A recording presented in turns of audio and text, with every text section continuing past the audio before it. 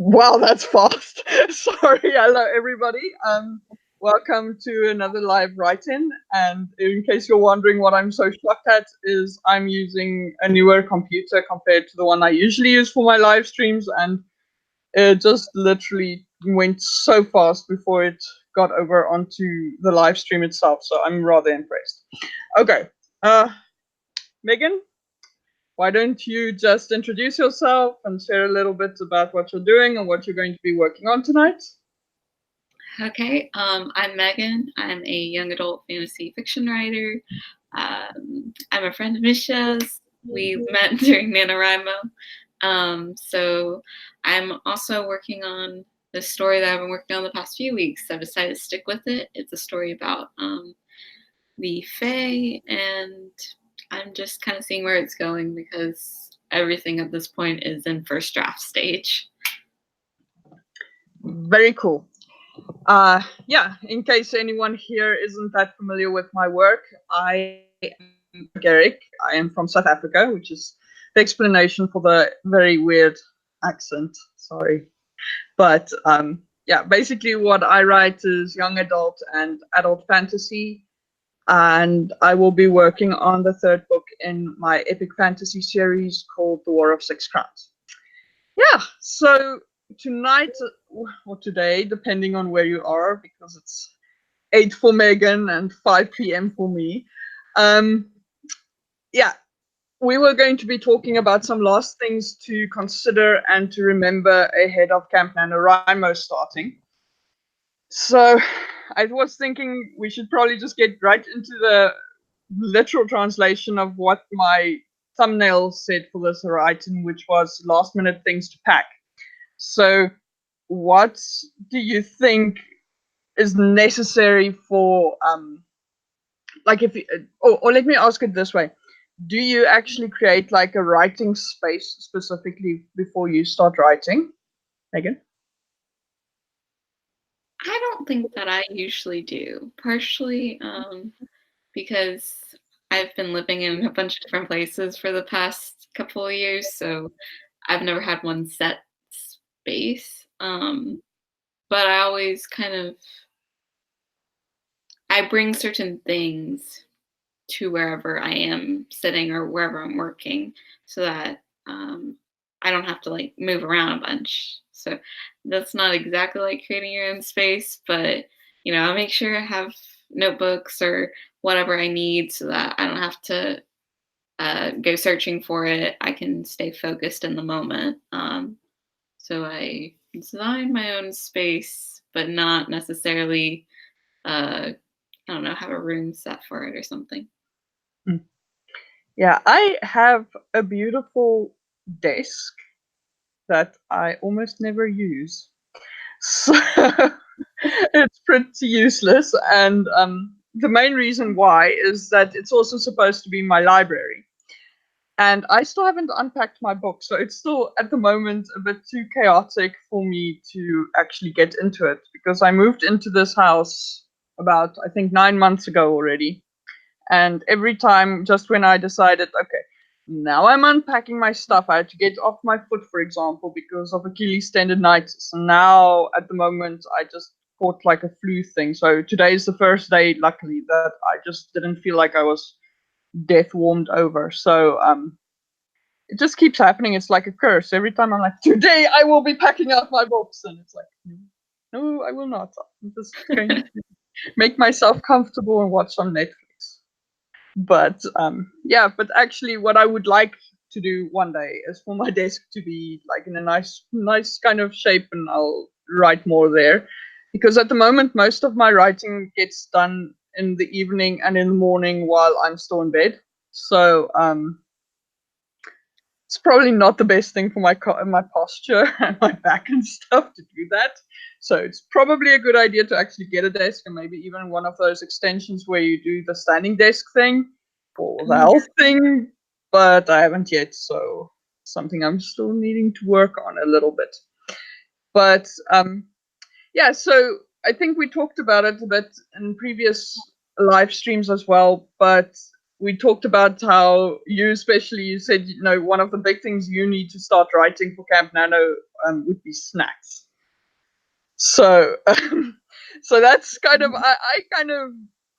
I'm the opposite again. I don't do snacks because for me, especially because of the fact that I'm usually halfway lying down as I'm writing, I actually need to get up a little bit every now and then, otherwise it's really bad. So I actually leave my stuff about the house so that I actually have to get some walking in order to get some blood flowing through my body again, because otherwise I'm just like, and I'm like, oh.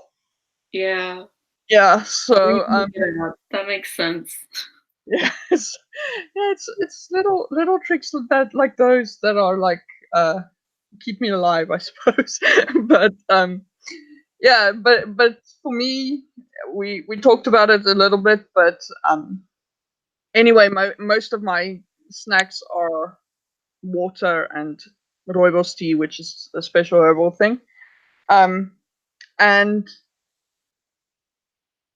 yeah, because for me, I don't know, we should maybe talk about that a little bit. Not that I'm calling you out or anything, but just maybe talking about the health thing to keep in mind for Camp Nano, because especially if you have larger goals for this coming month, it's actually kind of a thing that gets thrown aside quite often because you're so focused on getting those word counts out that you kind of forget things like go take a walk every now and then, you know, get some fresh air, Yeah.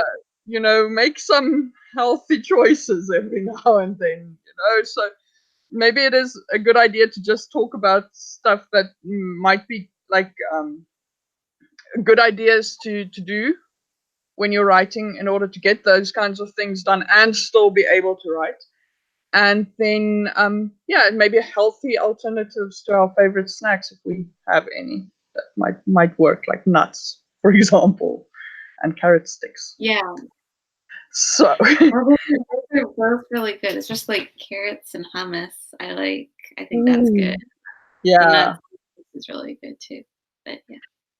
Yeah. So yeah, so let's talk to just give like a moment's bow to being a little bit more healthy than we are. I don't know about you. I'm speaking for myself. I'm a terribly unhealthy person because I do my day job is also to write. So even if I'm not writing, I'm still writing. And so to actually exercise enough, eat healthily, stuff like that is starting to become more of a priority to me now, because the fact that I haven't been doing it for about a year and a half really kicked my backside. So Yeah. yeah, so it's something I definitely am interested in hearing from you guys as well, the guys who are watching. And yeah, but so let's talk about healthy alternatives. So Megan talked about carrots and hummus. I also like apples a lot. Mm-hmm. Apples are awesome, and nuts. But the thing is, I don't know in the US if it's the same, but in South Africa, nuts like almonds, cashews, pecan nuts, things like that, they're very expensive. Yeah. So it's not necessarily the option if you're going kind of for starving writer mode kind of thing. But yeah, I like my I like things like that. Also, cheaper alternative to that would possibly be something like sunflower seeds.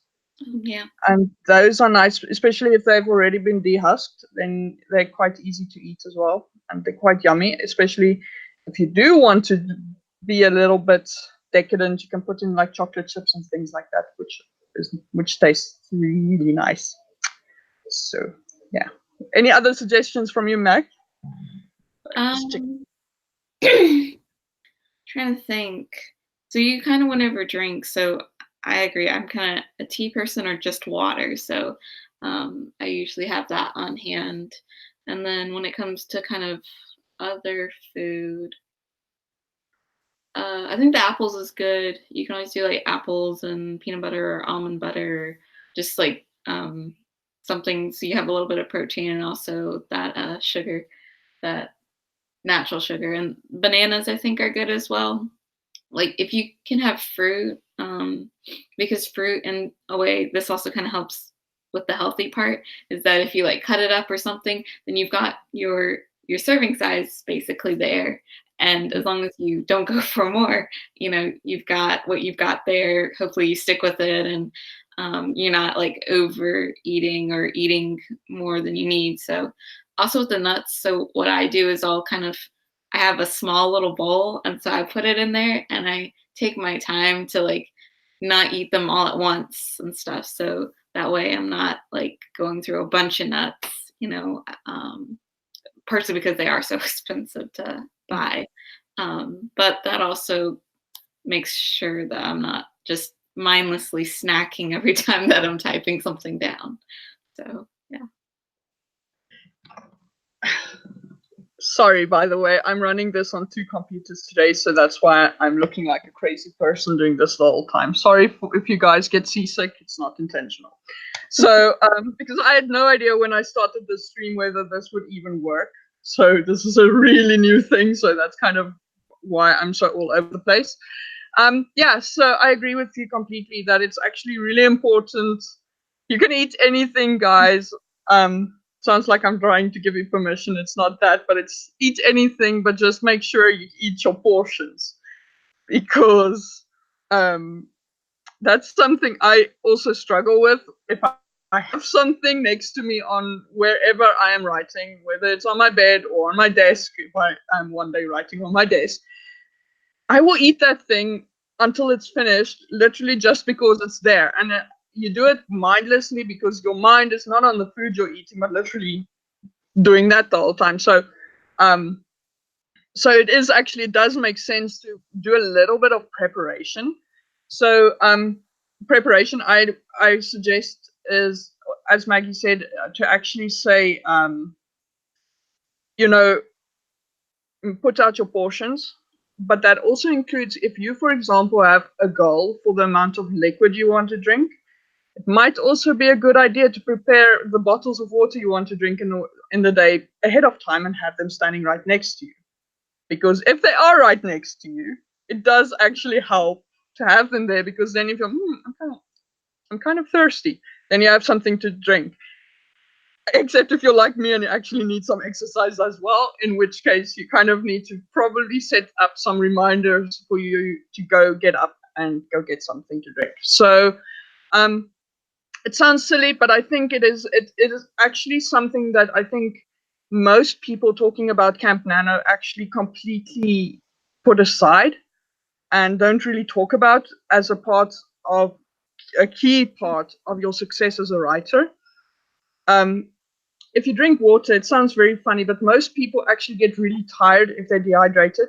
And you only need to lose like 1% or something of your water capacity in your brain to actually get dehydrated. So if you keep hydrated, you actually have more energy. And many people make the mistake of eating sugar instead of drinking water, because they eat sugar feeling tired, but really they were just thirsty and didn't know it yet. So it's really a good idea to make sure you stay hydrated. Doesn't really matter what you're hydrating with, except maybe it's probably not a good idea to drink too much caffeine, because caffeine crashes you as well eventually, and that kicks your ass. But otherwise, that's basically what I would say is actually it's really important and very surprisingly important that people don't really think about it. But it's really important. Stay hydrated. Have snacks, but make sure, or not make sure, but try maybe for this year to see if you can do the healthy snack thing instead of sugary snacks. Yeah. Because you will actually, I have to say now, okay, let me just reverse this a little bit. I started this month, my Camp Nano basically actually started like on the 9th already, because I want to go basically from only writing for my day job to basically doubling my productivity, to writing about 4,500 words per day for my day job and about 3,000 words a day for my job, or for myself. So the thing about that was that I would not even have thought that I'm capable of doing that 2 months ago, because I've been eating really unhealthily. And I just got so tired. It's really indescribable to explain to people what a difference it makes to not go for the sugary stuff.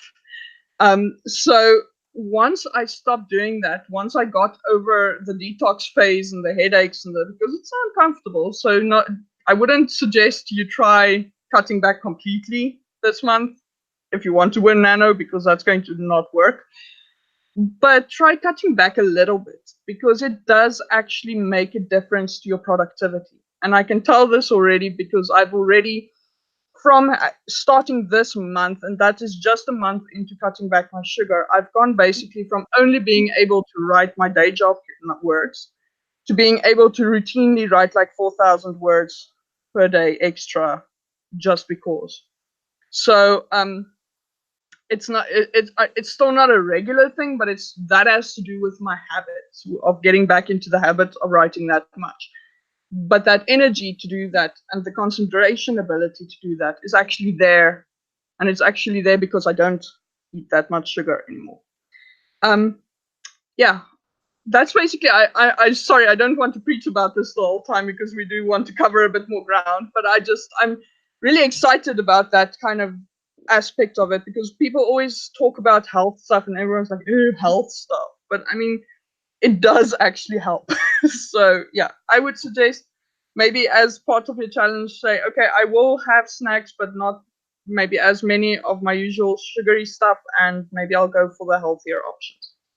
Um, and if you want to try water and you really, really hate water, try infusions. So basically, what it would be, for example, my favorite's mint, just putting chopped mint into your water, or I like mint and lavender, and those two together actually are really good for migraines. And I do get migraines, especially when I'm on sugar, but migraines and mint and lavender actually go very well together, because I think the lavender does something to just relax everything in your head. And then things like strawberries, berries, peaches, even apple. But I find the apple gets weird in the water, so I don't do it too often. But things like berries and peaches and cherries and things like that, they work really nicely in water, and the juices infuse into the water, so it doesn't just taste plain and yeah, because people always say it tastes like nothing. You just put something in that tastes nice. Just don't put in sugar. And if you have to put in a little bit of a sugar, yeah, if you have to put in a little bit of a sweetener, just a little bit of honey, and it makes a world of a difference. Mm. Okay. Sorry. No, Yeah. sounds good. There, I was thinking about was end of the lecture. Yeah, so do share your thoughts, Megan. So on the water, just on just in general, because I went on for quite a long while, so it's probably a good thing to have your turn as well. Otherwise, okay. I don't want this to be the mission. Yeah. But it is your show, but okay, I'll talk a little bit. I agree with the water thing, especially like lemon or something that's kind of refreshing. So it does add a little bit of taste, but also it could have, like Misha said, those benefits. Like the lavender helps you with relaxation, and that's good that it helps you with migraines. So something like that could definitely help as well. I'm kind of staying on the topic that we were talking about. You get up to get your stuff so that you get moving around. So definitely moving around is important. I know that especially when I get writer's block, oftentimes we kind of sit in front of the computer or wherever we are and we try to think our way out of it.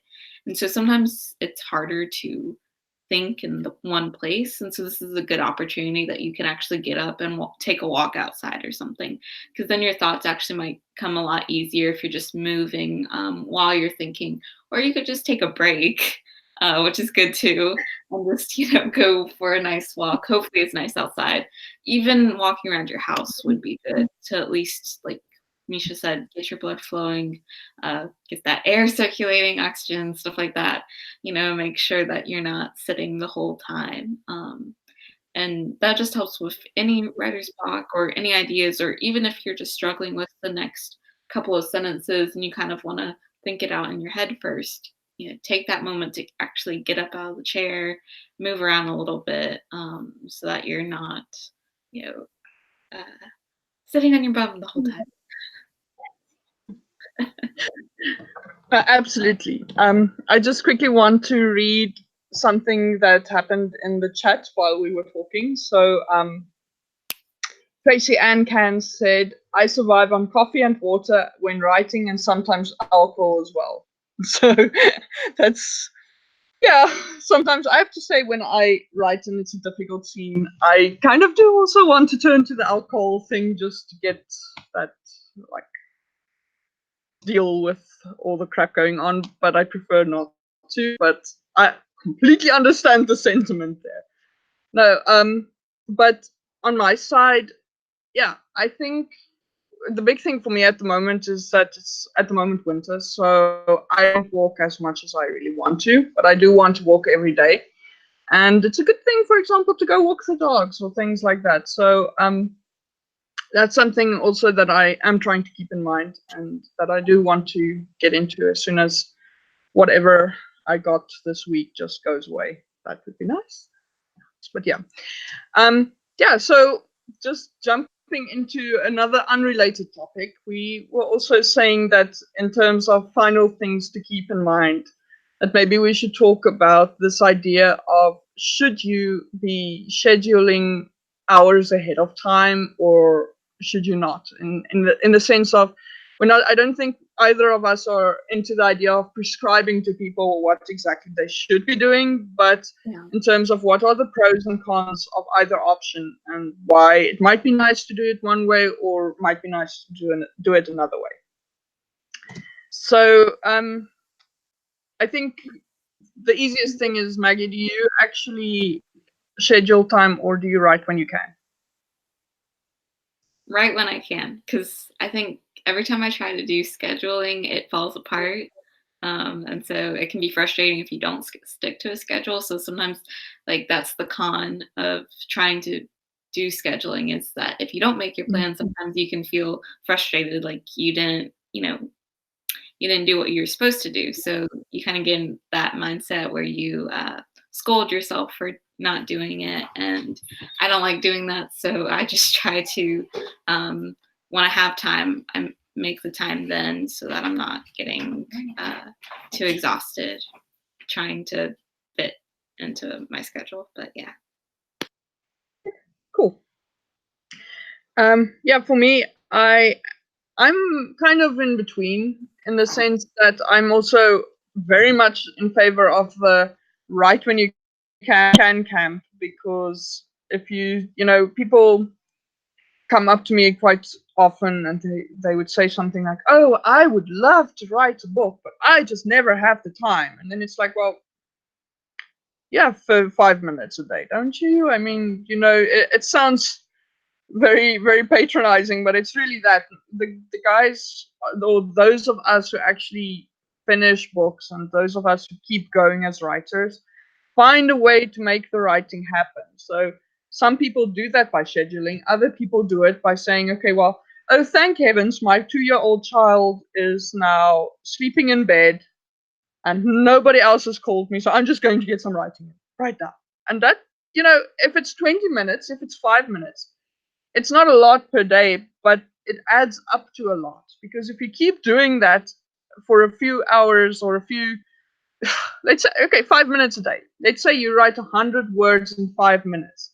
That still adds up to about a short essay a week and a short story a month. And in a couple of months or a few months, we're talking about quite a significant amount of words.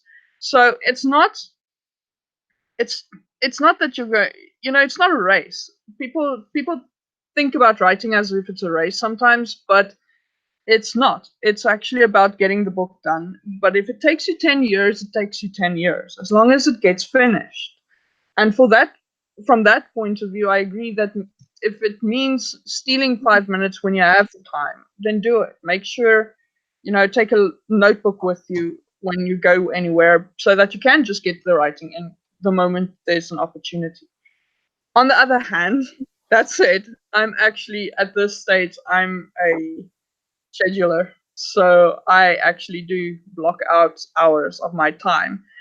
And the silly reason about that is that, again, that same thing where I talked about, where people are coming up to me and they're like, I just don't have time. I just can't seem to find time. And then my answer to it is, well, most of us, we make time. It's not a thing of finding time, it's making time. And I've found, for me personally at least, it's a matter of actually blocking out a certain amount of hours. So, for example, with my goal this month to write up to 3,000 words a day, that means I need to find 3 hours somewhere every day. And sometimes I'm faster than that, but at my slowest, I take about 3 hours to write 3,000 words.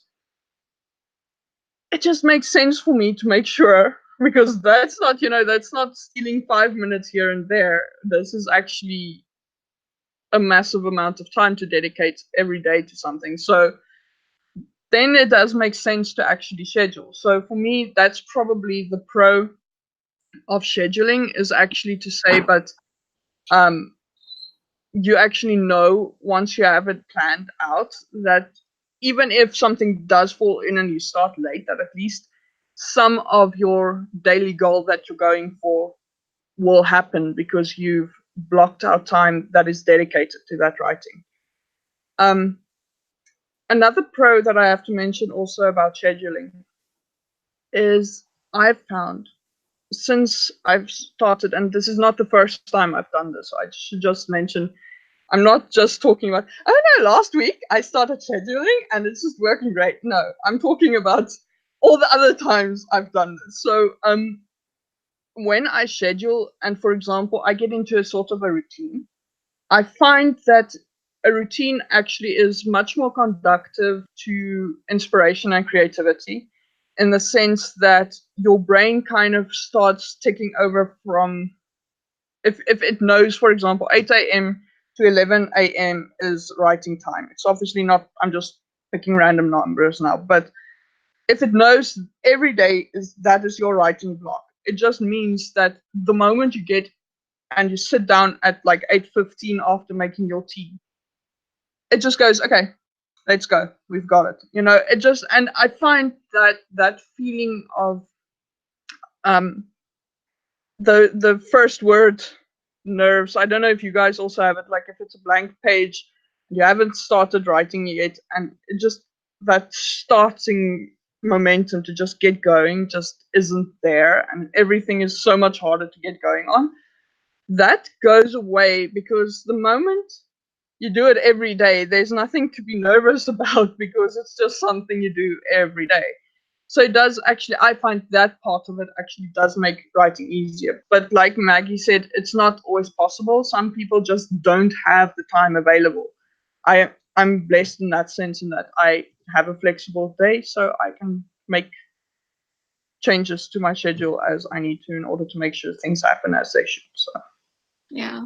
And to kind of go on the schedule as well, because I think sometimes people get set in the mindset that if you schedule time for writing, it needs to be like the same time every day, or, same block of these hours and everything set aside, and keep that consistent. And while that's good, if you can do that, if your set time just has to be different each day, because say you work late on one day or you work early the next day. So if you can do a set time, like you said, at least scheduling an hour and being, well, I can't do it, in the evening, but if I do this in the morning, then I can get it done. But the next day I might have to do it later in the afternoon. So, if your schedule does actually flip flop around a lot, then you could see that your writing also flips around, but make sure that you still schedule that maybe 1 hour to work on it. yeah, absolutely. I've also been in that kind of situation this month, because, as I mentioned, usually I actually have flexible hours. So I can, and my preference is actually to write the first thing in the day. So I will sit down like 9 a.m. and then not do anything else until lunch.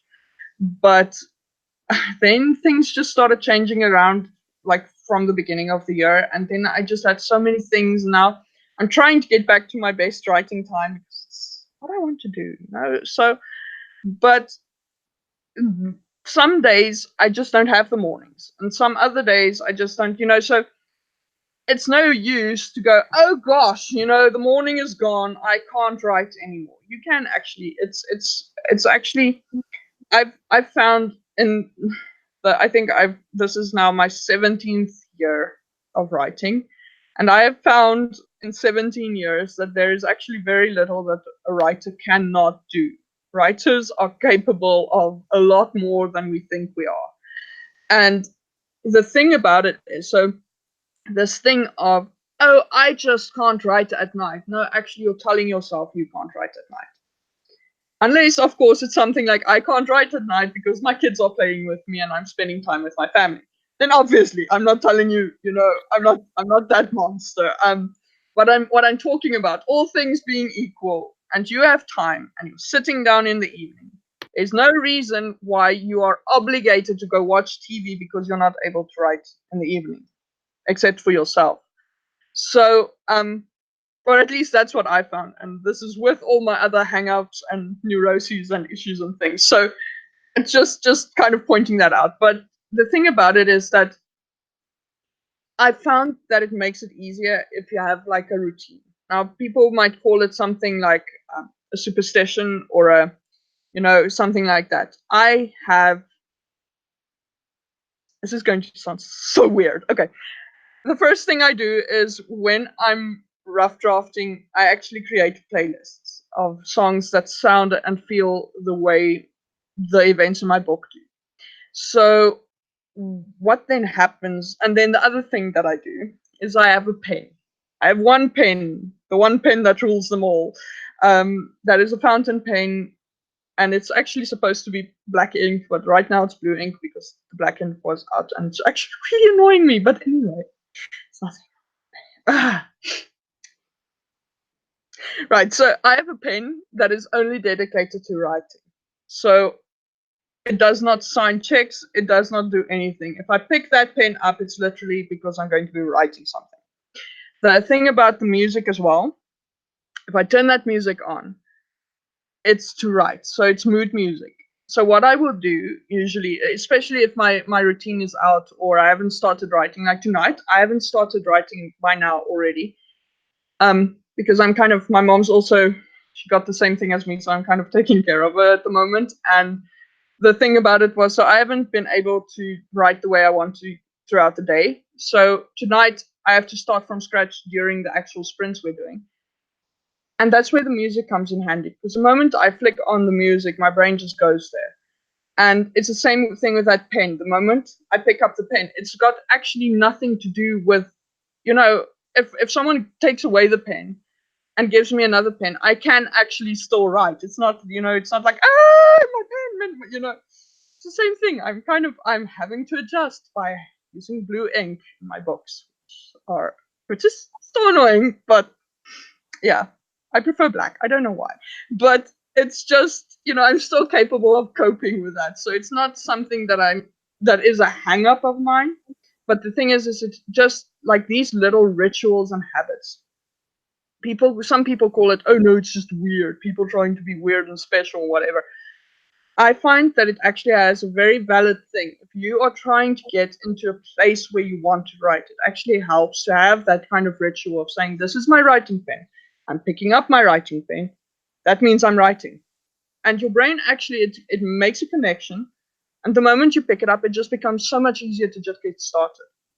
And I know it's weird, so I know, but it's just, I find that doing that, especially if you're not able to schedule regular hours, then it's nice to have something like a ritual of saying, okay, every day before I start writing, I make this specific kind of tea, for example.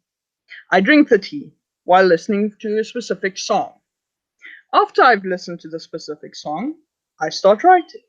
You see, this is not even my ritual, but it's just like, it's just that thing. It's something that engages the senses to say, okay, we're actually in writing mode now. Let's get into writing mode. And that makes a massive difference, and it actually helps you get into it much faster and makes much more efficient use of your time than sitting there for 15 minutes while your brain is like, oh my gosh, a blank page. What am I to do now? I can't English, so yeah, so it's just, it's very it's random, but it works. It's Yeah. like a little life hack. Yeah. I agree. There's actually, I think, a psychological basis for that kind of thing, where it's the same state of mind, same state of that's also why location, if you do like to set up one location for writing, that could be helpful because it's like Nisha said, it's getting yourself in that same state. Okay, this is the time I'm setting aside for writing. I'm here in this space. Now I'm going to write. So even having little stuff like, writing in the same notebook, using the same pen. I actually did the same thing. Funnily enough, mine was blue for years. I would only write with a pen. So it's kind of changed now that I type more than I write. But yeah, that's also something that I kind of do is there are set tools that I use to write because it reminds my brain and reminds me to get into that mindset of, all right, you're writing now, focus on writing, let's work on some creativity, hopefully, and keep moving forward. So I think there actually is, it's not as weird as it seems. It sounds weird, but it's something that actually can really help you. So if that works for you, then yeah, you should go ahead and do it. Yeah, I think it's just definitely something that is worth a shot, especially if you have been struggling with starting. If you are dedicating writing sessions, or even if you are stealing 5 minutes, it's probably a good idea to have something that triggers it so that you don't spend those 5 minutes just staring at your blank page and worrying about what you're supposed to be writing. Because, yeah, I think everyone in the chat today are writers, but in case someone finds this later and they're looking at this for advice, yeah, the staring at the blank page thing happens, and it happens a lot. And it's something that 17 years of writing has still not removed from me. So it's just you kind of learn little tricks to get around it. So I'm just suggesting that it might be a good idea to try something. But if you don't need it, you don't need it. But I think it's just but it's so interesting. You're so weird, Maggie. I can't believe you're using a blue pen. No, but yeah, it's just for me. What happened was I started actually with many colored pens and just the notebook. I buy notebooks as well. So just the notebook was the thing. And then what happened was that I realized that because I was writing so many words a day, my hands would start cramping because of if it's just a normal ballpoint or even an ink pen or something, it just cramps. So it's a yeah, so I just realized now if I want to actually keep writing longhand, I need to get a pen that's comfortable, and that was a fountain pen. And the first time the ink that I got with the fountain pen was black, and that's kind of just where it went from there. It stayed black, and now it's blue, and it's not cool, but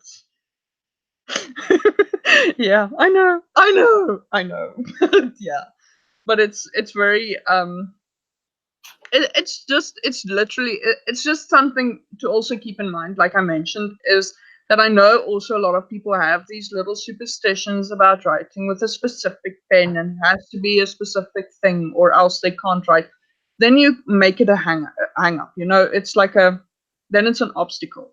What I'm just talking about is just having something that's a trigger for your writing, not something that ends up being, yeah, let me just put it that way, just don't get so stuck on this kind of ritual idea that if something goes wrong, it derails you. So yeah, I just saying, but yeah. What else is there that we should talk about for last minute consideration? I'm not sure. I'm trying to look back in the chat to see if there was something else that we missed. Yeah, author Amber S. Craft said she hates that saying, but now I for the life of me, I don't know which saying she's talking about. So I'm really sorry. I did ask, but oh, the no time to write saying. Okay, sorry. There it is. Oh my word! It's the chat. The chat is lagging, so I'm sorry. And also I'm lagging, so I'm slow. Um, but yeah, just still still recovering from the flu thing I had. So yeah, so I agree. The no time to write thing, people use it as an excuse, but it's just the rest of us. You have to find a way to make it a priority. And so yeah, I kind of agree with Amber in saying that yeah, I hate hearing it as well because you know the flip side of it. Just going off a quick tangent here. I promise to get back quickly. Um, the flip side of the no time to write thing is that if the other day I went to a church function and we're newish in the church thing, so it was the first time we went to a function like this, and we started talking to someone, and this guy's like, "So what do you do for a living?" And I'm like, "Well, I'm a writer." Because that's what I am, it's like, yeah, I'm really happy about it because I spent like 2 years working on my freelance stuff and everything to make sure that I'm making a living full time as a writer or someone with writing and publishing experience. So that's kind of a big thing for me. And then this guy comes back to or replies to me, it's like, "Oh, so you don't work a lot, do you?" Yeah, exactly. Yeah, yeah, exactly. It's like whiskey echo foxtrot because I can't say what I was going to say because it's a church thing, but yeah, and what I did say, even though it was a church thing, I actually looked at him and I just said, "Listen, I'm going to kick you off your chair if you keep going. So just maybe dial it back a little bit because, it's just, but it's that thing is that people are like, and that's a part of this no time to write thing. When people say, "Oh, I just have no time to write," it's like, so you think we're writing because we have a lot of time? Because Yeah. no, we don't. We don't. Most of us are really busy, and writing. If we're serious about writing, now I'm going into dodgy territory, but most of us who are taking writing serious as a career, we consider writing as a job. So even if we are a doctor or business people or an accountant or whatever by day, if you are writing by night, you're actually running two jobs. If you're doing two jobs by day or as a job and then you're still writing, you're doing three jobs. So people don't quite grasp Yeah.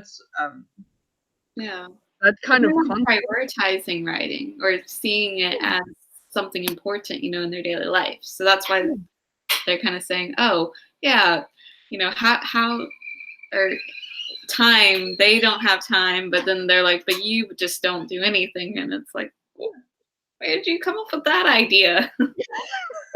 And of course, it's people were actually, I don't know, people were so upset just going on a little bit longer on this was when J.K. Rowling, I want to say recently, but when I say recently, it's somewhere between my birth and like yesterday. So I think it's like 2 years ago, but somewhere around there.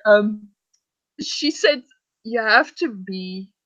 I can't. I'm paraphrasing, so I'm probably quoting her wrong. But she said something about you have to be really strict about defending your writing time and not let people interrupt you.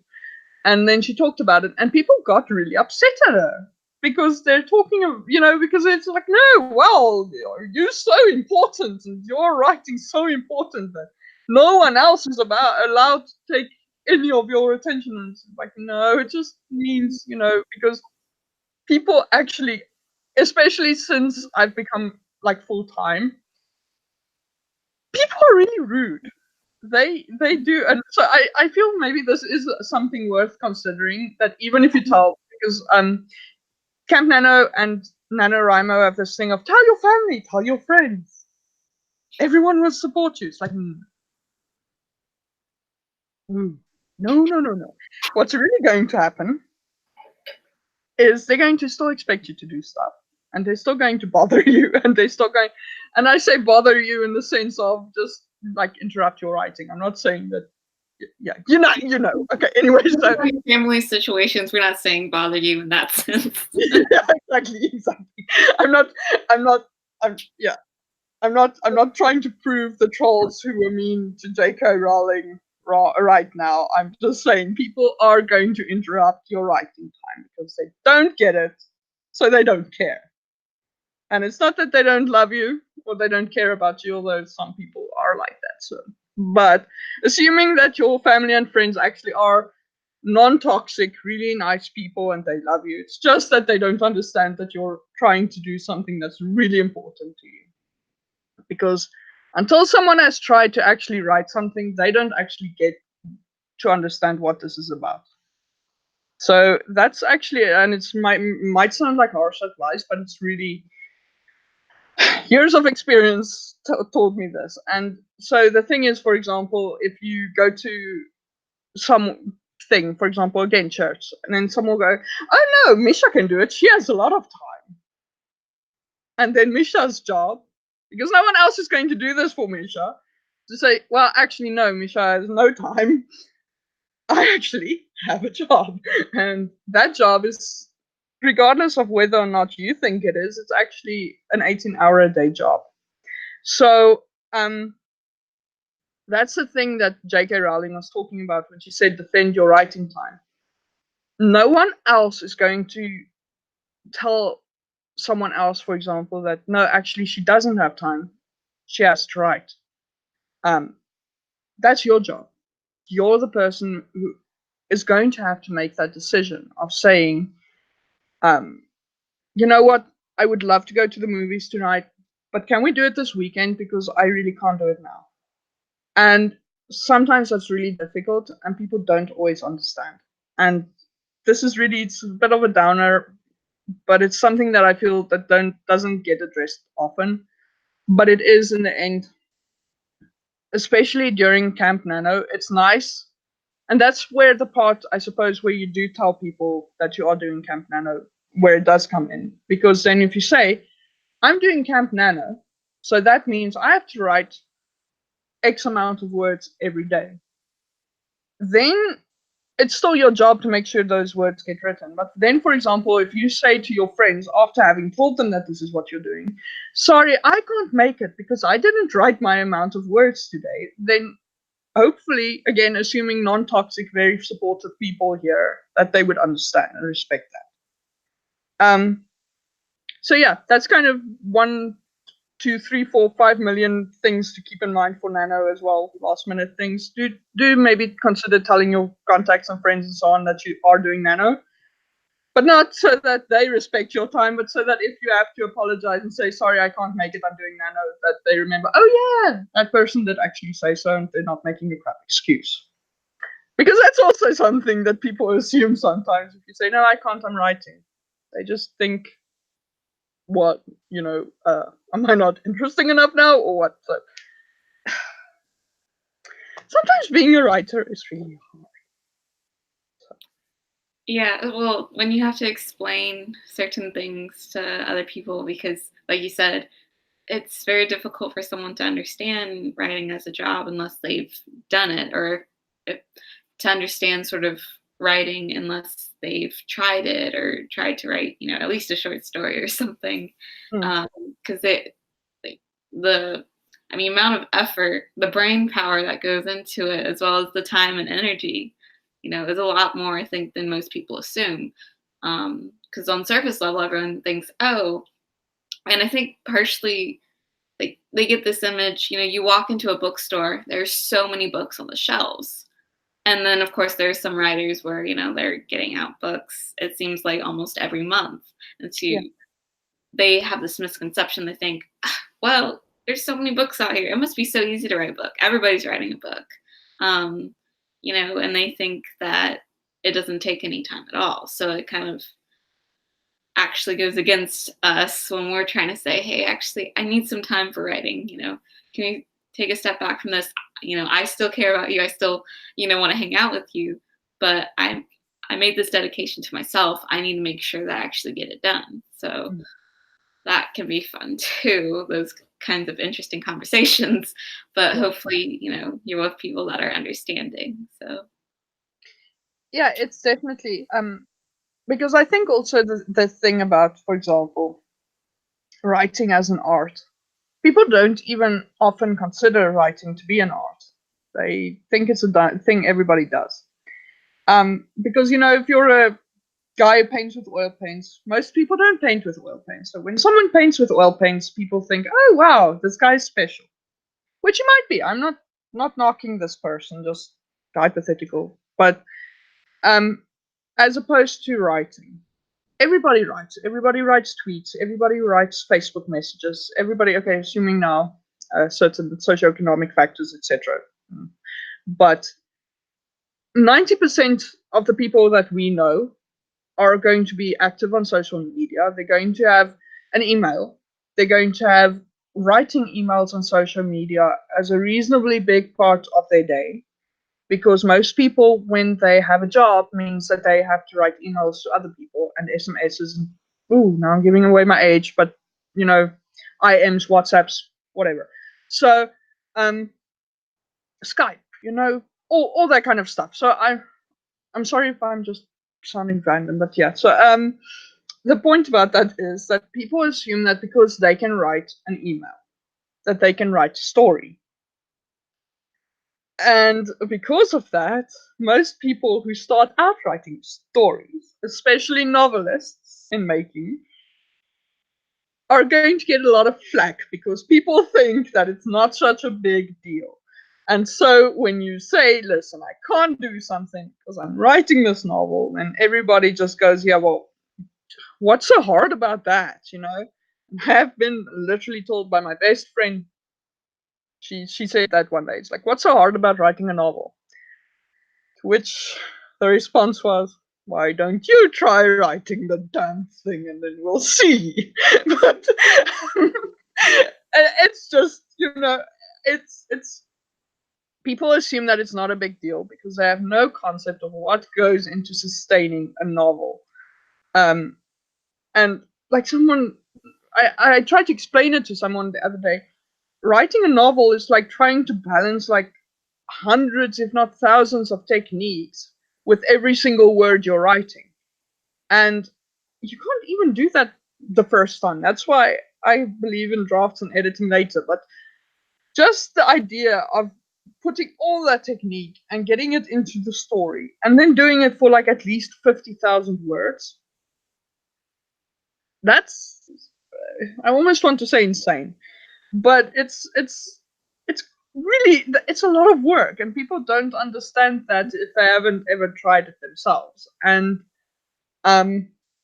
yeah, so that's just, long story short, if people in Camp Nano do not understand why you are acting a certain way during Camp Nano, that's why they haven't tried writing the novels. Or whatever that project is that you're working on, because there are also, I'm talking about novels because I've done other stories and I find novels to be the most challenging, but there are also challenges to every single writing medium there is. So if you're a poet, same thing. If you're a short story writer, same thing. I'm not breaking anyone else down saying that, oh no, that's easy. It's not. Just writing period is difficult. So point is, people aren't going to get it unless they're writers themselves. And you kind of have to roll with that punch because it doesn't, I can, like I said, 17 years in, full-time writer, 3 books published, and I still get those kinds of comments. So, it's just, you could say it's demoralizing, but really it's just, I just ignore it now because it's not, they're not my people. So my tribe is writers tribe. That's my tribe. The rest of the people, they're people. I love them, great, but they're not ever going to get my experience. And trying to explain it won't work. So something you have to learn to accept. Yeah. And on that high note. Is there anything else we were going to talk about? Let me just quickly check because I'm feeling like I'm forgetting something. Let's just see. I think Jim wanted us to talk about disaster proofing your writing. Oh, yeah. So I don't know if you want to take that, Well, and I'll join in with a comment or two. I'm not exactly sure. yeah, it's one of those things where it's like, well, I would love to talk about this, Jim, except I'm pathetic at it. I'm actually the kind of writer who actually relishes jumping headfirst into the disaster. So, for example, I would have an idea of where I'm going, and my characters would say, "No, this way," and then I'm like, "Yeah, sure, why not?" And then it just all hell breaks loose. So, um, yeah, it's actually. I used to worry about disaster proofing my novel. I don't anymore. But at the same time, it's probably a good idea to try to do that ahead of Camp Nano because it's inconvenient to paint yourself into a corner and you're on a deadline. So I would say the biggest thing that I keep in mind, especially even if I'm rough drafting, because I don't plan at all for rough drafts, but I always know the climactic point of the story. And then basically what the goal of the main character is. If I know those two things, I can figure out pretty much everything else on the fly. You see, the thing is that the climactic point is the most important thing, so it's the thing that every scene is going towards. But the goal is actually the lynch point of the story. So if you know the character's goal, for example, with Lord of the Rings, Frodo has to get rid of the ring. If you know that goal, everything else about the story can basically be about that character working towards that goal and either succeeding or failing in several things that they are doing to get that done. So, if you know the goal and you know whether or not Frodo is going to achieve that goal, um, yeah, it's not. I want to say it's going to sound horrible. It's not that hard, but it is really hard. But it gets simpler to actually understand what you need to write in any given scene in order to progress the story towards achieving or failing at the goal at the climactic point of the story. So that's basically the extent of what I do for rough drafts to disaster proof my novel. It's just knowing where the heck I'm headed. And then I just have fun with it. But that's also kind of the reason why I prefer to go, if I'm rough drafting, I go into Camp Nano with at least 2 novels. So the first one is my priority novel. That is the one that I actually want to finish for Camp Nano. But in case it gets stuck or gets finished early, I have a secondary one that I just get into afterwards. It just helps me because sometimes if I get stuck in the first book and I work on the second book instead, then I still get the word count. But the advantage is that I actually rest from that problem that I painted myself into the corner with. And that gives my brain the space to actually sort it out before I have to get back to the writing. And then by the time I do get back to it, which is usually a day or two later, then it's fine. So that's basically the extent of the disaster proofing I do. But overall, I can honestly say I'm not really afraid of disasters. I actually enjoy them because, funnily enough, I actually find that those disasters are actually the best parts of a book in the end. I Do you also find that, Maggie? Because it's really weird, Yeah, but it's true. I think often those times that challenge you the most and that may at the time feel like a struggle or um, just kind of like you're saying, figuring out sort of where things are going. y- Your mind is challenged enough that you start thinking of all the possibilities. And so it's kind of cool to see what you can come up with. And I think that in some ways, you know, believing in yourself enough to think that you don't have a limit to your thinking, to thinking of how things are actually going to turn out. You're going to actually succeed. You're going to create something that everyone else is going to enjoy so much because they're going to think, wow, this is amazing. How did they come up with this?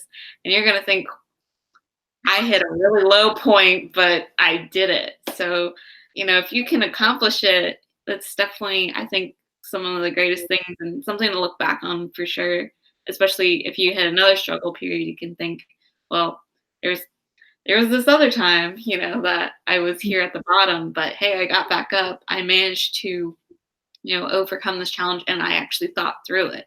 So I think those are good moments to kind of be in, and that avoiding them can sometimes actually kind of hinder the growth of your novel or what you can think about, because you might get stuck for a couple of days. You might hit that point where you are unsure of where to go, but it doesn't mean that you're going to be stuck for the rest of the session. It just means that at this point you still need some ideas. So I think we kind of talked about it in one of the other videos, but having that support group of other writers who at least some of what you're going through can help you jumpstart ideas again, or at least feel that you're supported while you're struggling through this period of your writing. So definitely something like that. Yeah, absolutely. For me, I used to, let me put it this way. I don't know, I think Jim has been writing since I've discovered that we used to belong to the same forum. It's a small world, because that's not how I met him here. But, he's really, so obviously he's been writing for at least as long as I have. And so I'm not saying that he's an amateur, but the idea of things veering off of plan being a disaster, for example, because that's kind of where I go to when people talk about disaster. So I don't even know if that was what Jim meant, because there's another disaster, but I'll talk about that in a second. Remind me. But for me, when I started out really seriously writing, and especially when I took on my fantasy writing, when I started writing fantasy, I just did it because I got an idea. So I wasn't even that deep into fantasy stuff yet or anything like that. And I was actually terrified. I called it the beast, the book, not because there's a beast in the novel, but because it was kicking my ass, and it was like often it would snarl at me. It felt like I got so it started becoming a thing of its own that I had no control over, and then I actually realized, no, that's nonsense. I actually have full control over it. But the difference is just it's coming from a different part of my mind compared to what I had been using before. Previously, I just, I thought about what I want to write, then I write. With fantasy, I just kind of got into this thing of, it's not really automatic writing, but just letting go and just letting whatever would come out. And then for me, the end of the world was, oh my gosh, I had this planned, we're going this way. And that's like, and that was when I saw him talking about disaster proofing. That was immediately where my mind went. So I have no idea whether that's even what Jim meant. So I'm just saying, I'm not calling him an amateur. But when I was an amateur, that was my idea of a disaster. And for me, that's kind of an amateur way of thinking, is that the moment a book veers off what you have in mind, that it's like, oh no, you have to fix it. And actually, no, because when a book veers off and your characters, for example, I know some people talk about it, and I just roll my eyes when they contradict me on this, but characters take on a life of their own. They become real people to you. Not in the schizophrenic sense. We still do know they are in our imagination, so I don't talk to my characters the whole time.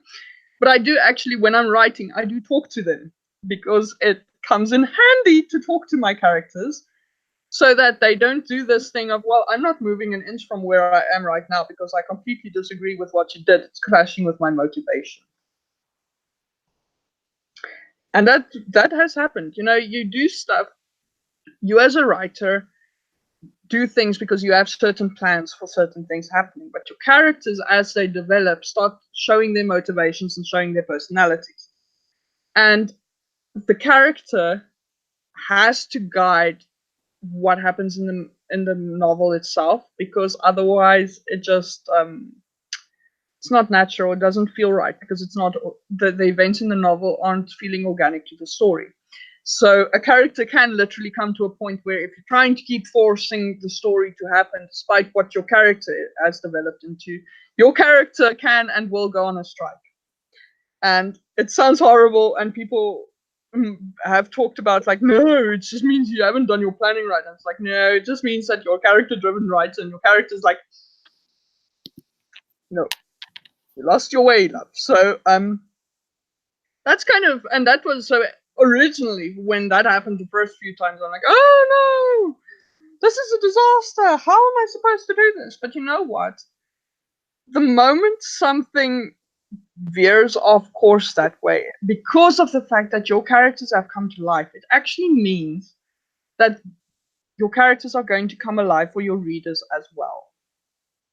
And the events in the book are going to make sense in ways that you did not think about when you were planning out the other, like the alternative events that now can't happen because of what happened in the characters' planning. So it's actually a really good thing when that happens. People really talk about it as if it's a bad thing, but it is still that like thing. But it's actually really, it's not a negative thing to have your story come alive to the point where it starts almost feeling like you're not in control, and it is. But you can always remember that yes, actually you do have the power, but it's just that you need to learn to let go of that kind of control to a certain extent, because yeah, like I mentioned, some of the most, well, obviously I can't tell people what to do, but what I found was for my own benefit was to just let go of that, like I'm holding on to the reins here and I can't let anything go this way or that way. Because that's actually something you might not know. I actually tried writing the first book, 2 books of the War of Six Crowns. I had to try writing them twice. So it took me, the one that's published now is basically the edited version of the second time I tried writing that book. Because the first time I basically killed it by just holding on so tightly that it couldn't veer off. And if it did veer off, then I would just delete everything. So when I learned to let go and get into that mode of just, okay, I've painted myself into a corner. What the hell now?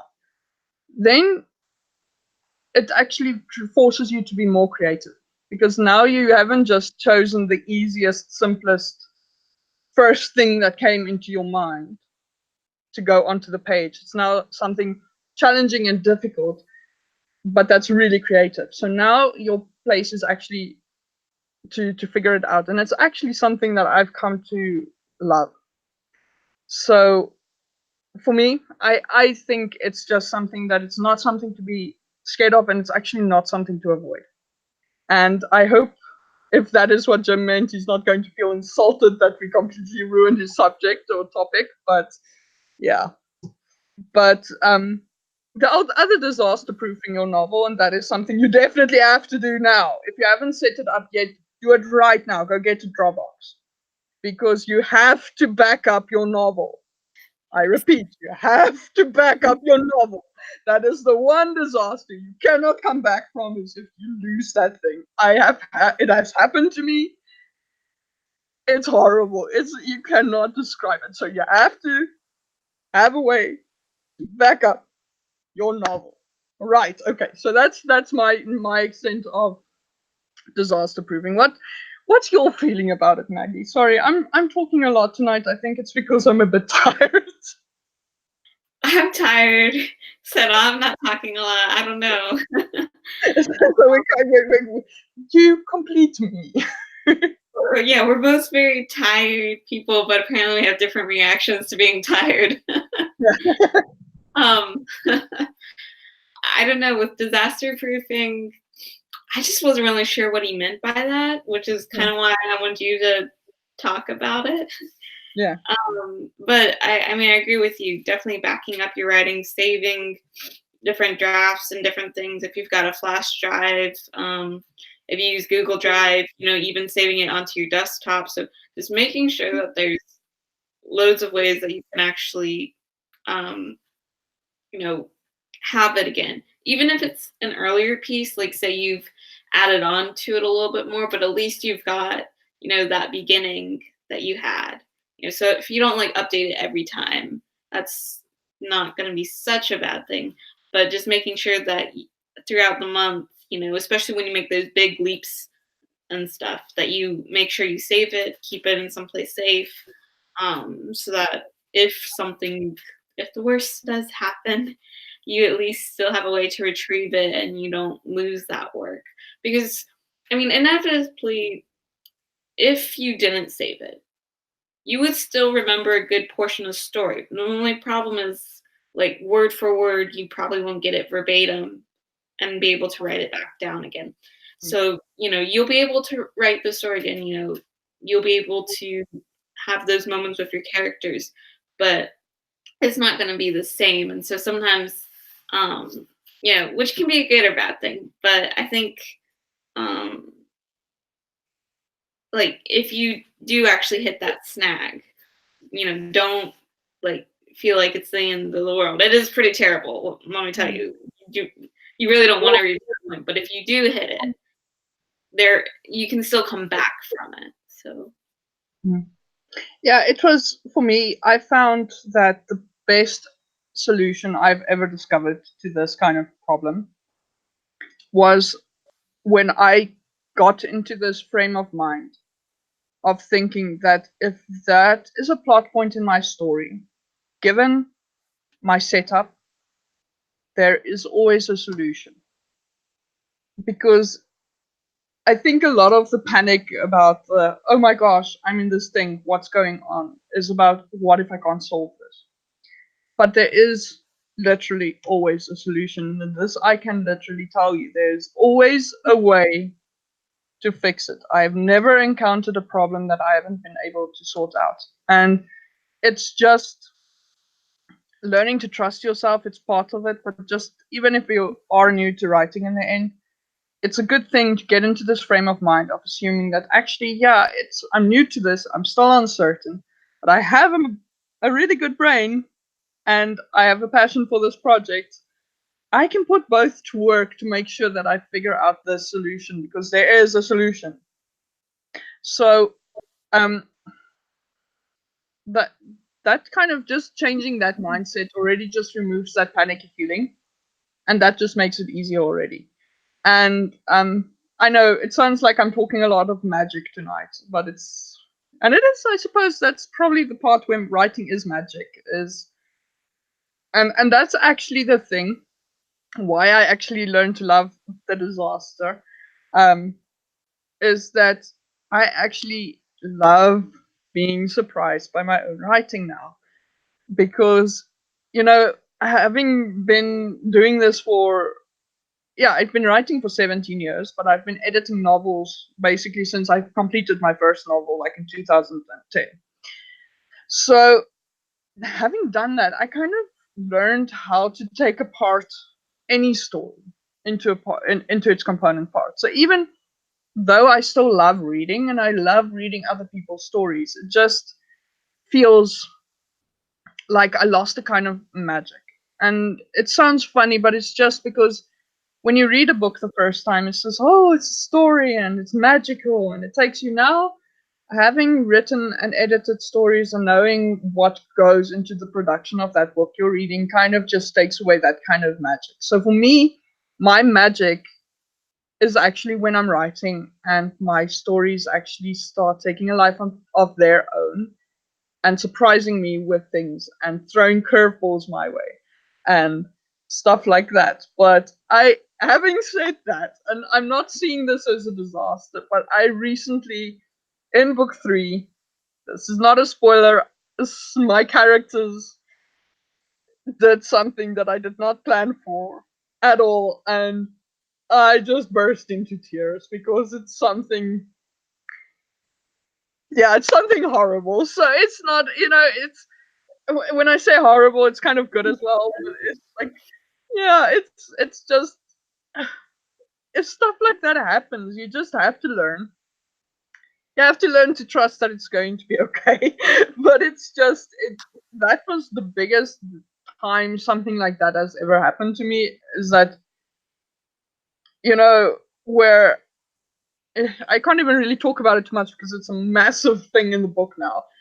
But the thing is that you have to learn to keep it in, even if everything is like, no, no, no, Darren, no, I'm not doing this. I'm deleting this. Or Gawain, I can't believe you're agreeing to this. No, we're deleting it. I tried that, and they were like, well, we're just going to, if you write the scene again, we're just going to bring it back. So it's just because it's completely 100% within their motivation. And that was the thing, was that given what the situation is developing into, I didn't think about it even, because my whole thing was about something else. But then they thought about it because it's who they are. And now I'm actually really, I want to say, excited about it, in the sense that, if I'm going, no, no, no, I can't imagine what the readers are going to do when they read it. But it's just, it's going to, I'm assuming that it's going to be like really compelling reading, because it's just something that people would not have expected, and yet it makes perfect sense. But it's just allowing that is sometimes so difficult, especially if it just. And then I thought, no, it ruins everything. I can't do this. It's going to destroy everything I have planned for 6 books. And all the work that I did for 2 books already. And this is the 3rd one. And this book is as long as 4 books on their own already. So, no. But then I kind of sat down and I just realized now, but actually it doesn't ruin anything. It actually fits in perfectly with what's going on. And it just makes what I had in mind even better. And that's the thing, is just to get yourself to the point of realizing how something fits in and why it's there, and trusting that it's going to work out fine. That's basically disaster proof in your novel, because then even if a disaster does hit, it's not necessarily planned, but it's compensated for, if I can put it that way. So yeah, that's kind of my approach, and I hope someone does one day find this helpful, and future someone finds this about book 3, and they come back and they find this and you're like, no, I hate you. I'm sorry. Kind of. I regret nothing. Oh no. So,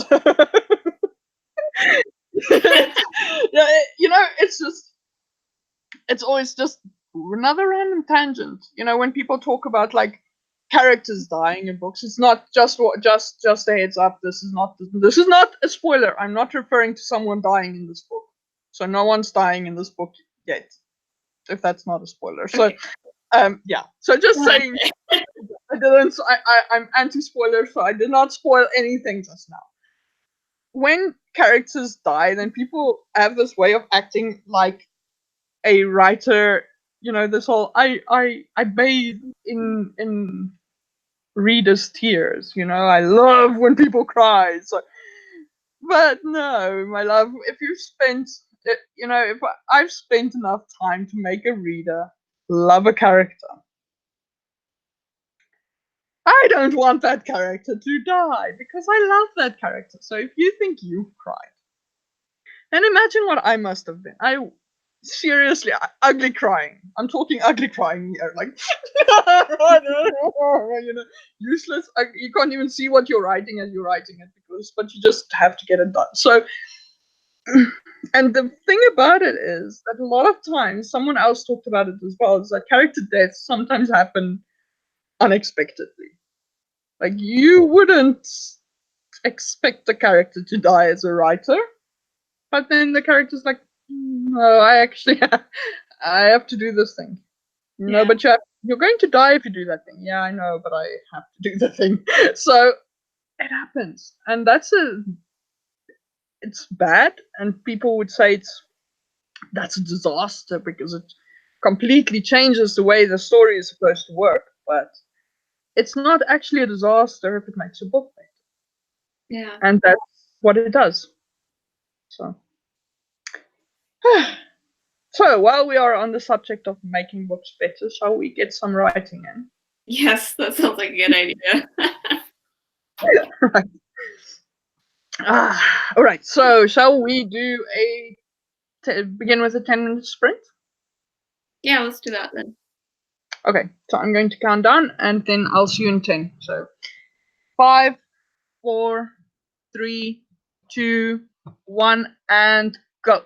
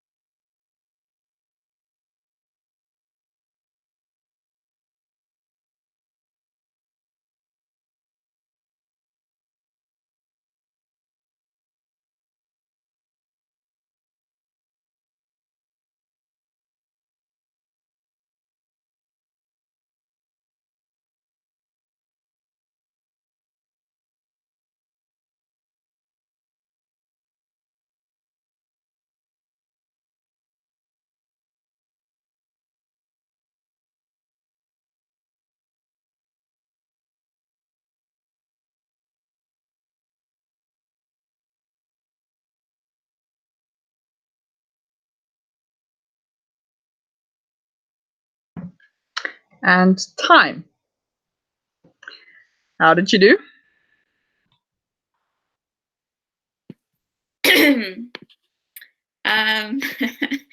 Considering I was getting food for maybe like half the time, I got maybe, let's see, 148 words. Nice going. Nice going. I got 0 words. When I got ready to edit, I realized that the critique partner files that I was supposed to open never opened. So now I'm still opening them because the files are so big, they're still opening. So that was rather inconvenient. But oh well, do you want to share an excerpt? Sure. Let's see.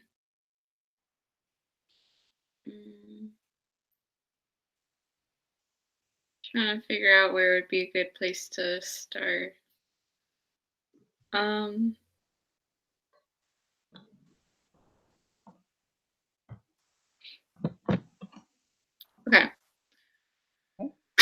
I'm going to start at the beginning of the section that I'm working on instead of the ending where I just stopped.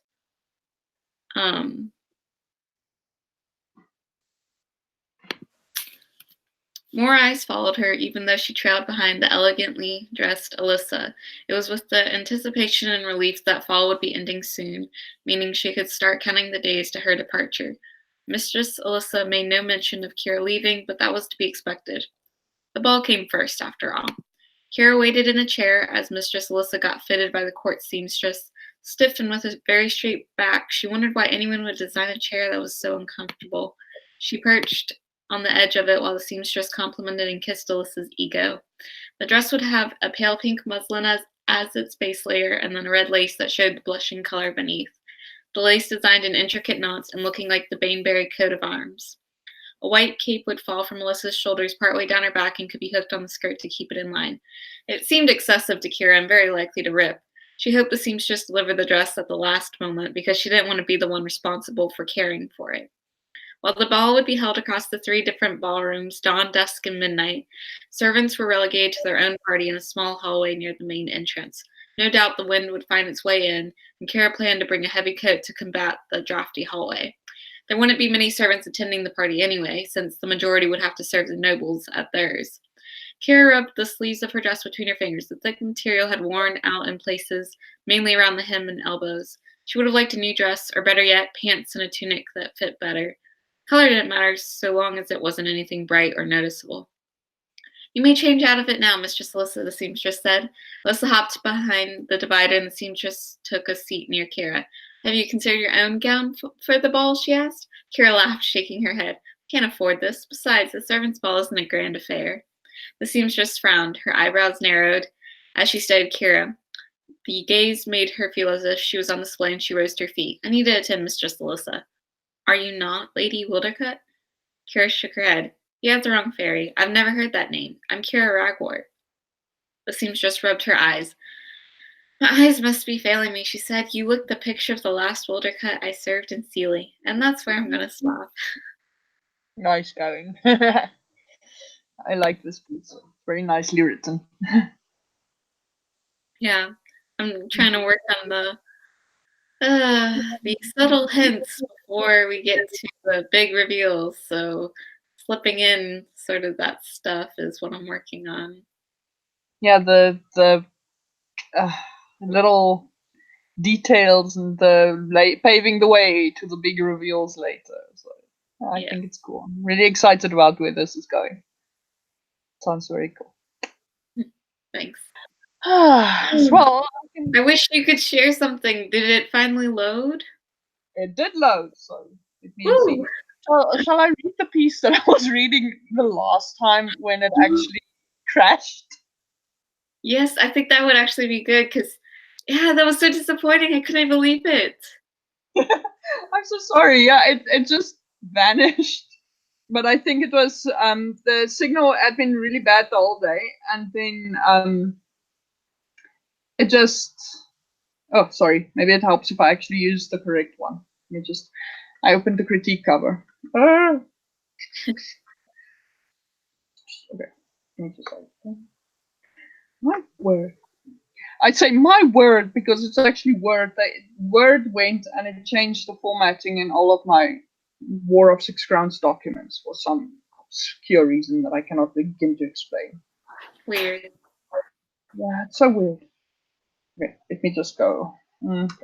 Find. It's probably easier because I actually made quite a lot of progress since since working on this piece. Oh, wait. Come on. Let's do it while I'm not being stupid.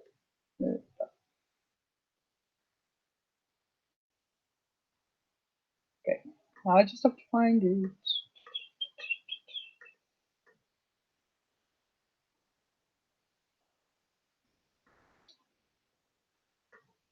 Ooh, actually, I on the way there. I no, okay, I'll do that later. I found a really nice part.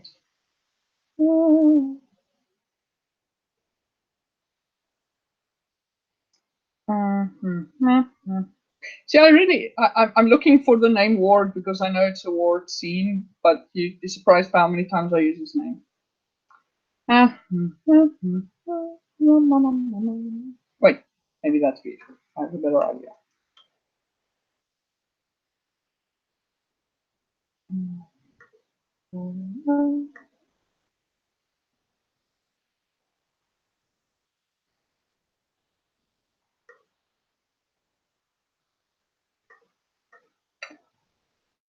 Aha, okay.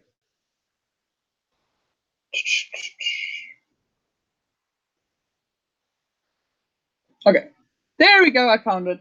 I found it was better to just use Narine's name. So, okay. You're taking her side. Her cold blue eyes spat sparks at him. Whoa, where did all this rage come from? I'm not taking sides. I just don't see why you hate her so much. I do, Ward said. Narine was worried that Callan. Narine is worried that Callan will take her place on the list. Seriously, the list? That stupid, superficial thing where the kids voted on who was the most dateable in school? No, no way. Narine wasn't that shallow, was she? No, Narine snarled. No mouse could do that. It's not a mouse, Narine. She's always ducking behind that stupid wig, and if she crawled into Gawain any more, she'd be wearing his skin. Would you have preferred if she showed up a princess in all her glory? Glory my ass. James shook his head. Whatever you think of her, I'm not going to help you go after her. Are you serious? Dead serious. I sacrificed more than you understand to bring her home. You're not going to ruin that for her. Narine smiled and shifted closer, trailing her finger down his thigh. Look who's suddenly grown into a man. Was that it? Had he grown up? Maybe. That could be why her flirtation made him restless instead of pleased. I'm serious, Narine. Leave Callan alone. Or what, she purred. You think you have something on me, my love? I might just casually mention some things I know to Leighton, Ward said. I'll do anything to protect her. Narine all but shoved James aside to step up to Ward. Was that a threat? You do nothing without James's say so. Ward's dreamy smile shifted. Without as much as moving a muscle, his expression grew feral, more a show of teeth than a grin. Narine backed closer to James, but Ward stepped forward, looming over her with the extra height he'd gained over the summer. The muscles he'd gained in training flexed under his uniform. Something cold trailed up James's spine. What the hell was he looking at? Ward was quiet, content to remain in James's shadow. Always had been in all the years they had grown up together. What was this, then? Try me, Narine, Ward murmured. I dare you. Okay, just stop there. That was so good. And I know they're back at school, so I finished the second one, so I know now why they're back at school. So that's interesting. Confrontation between Noreen and Ward. And I like that Ward is starting to become like this character that's like, don't mess with me. Let me actually, kind of stand up for himself kind of thing. And also for Callan, I mean, in that scene. So I like that. Yeah, that he's kind of like growing into his own person, so he's not always shadowing behind James and everything. Yeah, that's definitely the thing that I like the most about writing this book was to see Ward like get into his own kind of groove. But yeah, and not to spoil it, but it's not as easy as it sounds. But Yeah, that makes sense. yeah, but it's fun. I think. Yeah, I wish this thing was done because I want people to read it. I'm looking forward to having people read it. So, okay, shall we do another, what, 10 minutes? Yeah, let's do 10 minutes. Okay, cool. Right, then I'm going to count down. 5, 4, 3, 2, 1, and go.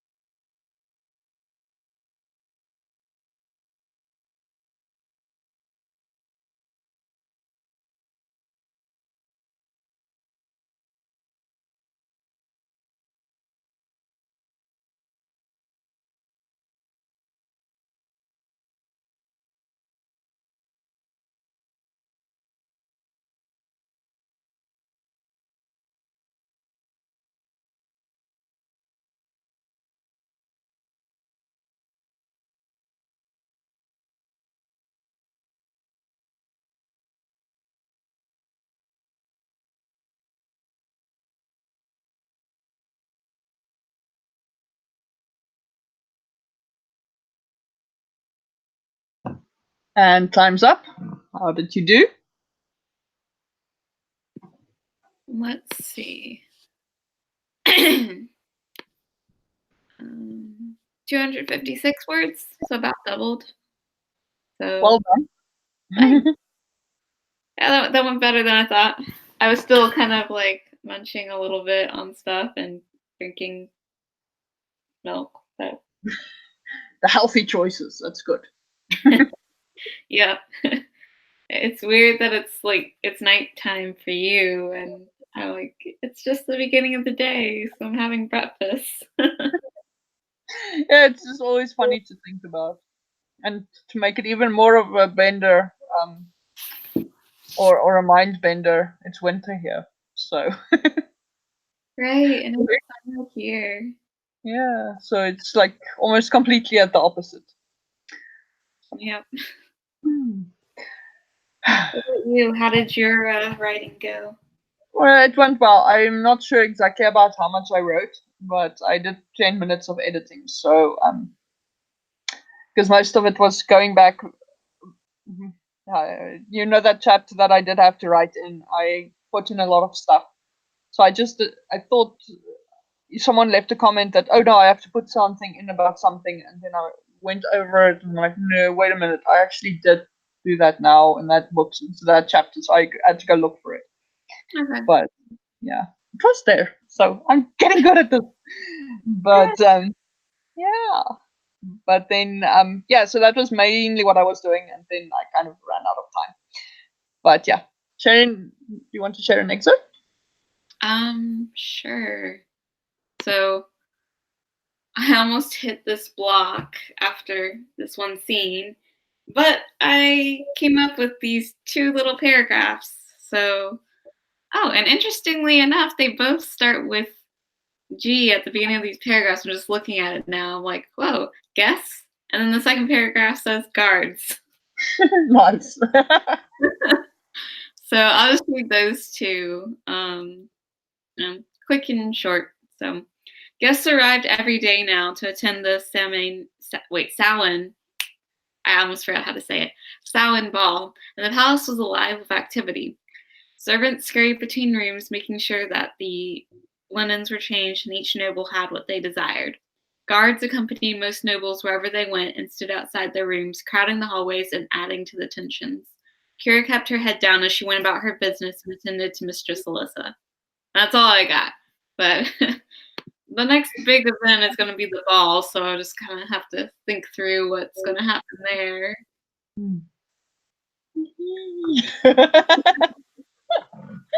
Yeah. Oh, who's going to come up? What information are we going to learn about? What What, conversations may we overhear? what will happen? Yes. No, I understand completely. Hmm. For my excerpt? Hmm. Yeah, okay. I can't decide if I actually want to share the thing I wanted to share earlier, or if I want to should just go where I am now. Maybe I should just where I am now. But this isn't really edited that well yet, so forgive me by in advance. So, uh, hmm. Gawain snapped shut what felt like the 100th disappointing book and glared up at the magician's library ceiling. Hours had drifted by, and still Gawain had found nothing. He drove his fingers through his curls, pulling at them. Kayla was right. They hadn't even made a dent in the single shelf of the magician's library, and they'd been here for 4 hours already. Searching for a cure for Callan among all these books would be like searching for a coin lost in an ocean. They didn't have time to comb through every book. Callan didn't have the time. I'm going to stop there. Whoa. Okay, so I'm thinking, okay, what could this cure be for? And so I've got two theories. Either it's something new that I haven't heard of, or it's the second one where it's the entity inside her and curing that from ever coming and taking control of her again.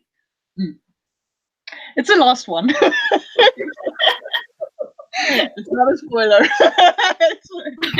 It's not right in the beginning, so Ooh. a spoiler. Yeah. Yay! Yeah, at the end of the book, Gawain is like, "Yeah, well, I will find a solution to this." So this is now kind of him doing the looking. So, oh my goodness, why am I Okay. like spots on my face? Sounds good. There we go. Yeah. All right. So shall we do 10 more minutes, or do you have to go? Or- Yeah, I can do 10. All right. Okay. So I'm going to count down, and then I'll see you in a few. Right. So 5, 4, Okay. 3, 2, 1, go.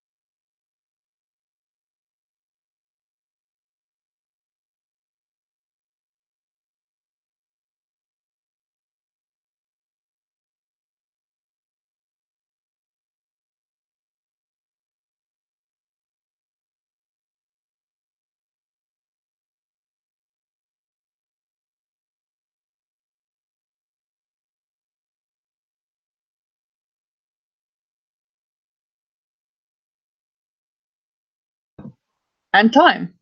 How did you do?